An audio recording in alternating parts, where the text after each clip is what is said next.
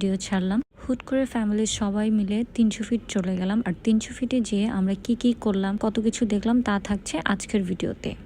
এই ভিডিওটি হচ্ছে আগস্ট মাসের দিকে আমরা ফ্যামিলি সবাই মিলে 300 ফিটের দিকে গিয়েছিলাম। তখন দেশে একটু ঝামেলা চলছিল, বাট ওয়েদারটা জোস ছিল। হঠাৎ করেই প্ল্যান ছিল যে নদীর পাড়ে নৌকা দিয়ে ঘুরবো। তো এত খুশি ছিলাম, বাট তখন রাসেল ভাইপারের অনেক গুণা ছিল যে চারদিকে রাসেল আছে, এই ভয়তে তো আমরা কেউই যেতে চাচ্ছিলাম না। বাট কি করে, এত সুন্দর ওয়েদারে নৌকায় কি না উঠে পারা যায়? এই সুন্দর ওয়েদার, চারিদিকে শুধু আকাশ আর মেঘ আর পানি, ভালোই লাগছিল অনেক।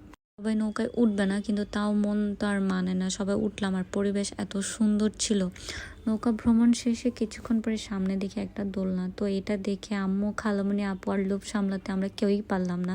দোলনা দেখে সবাই সবার শৈশবকালের কথা মনে পড়ে গেল। দোলনায় চড়ে সবাই খুব এনজয় করতেছিল, খুব ভালোও লাগতেছিল। একদিকে রোদ, আরেকদিকে মেঘ, মানে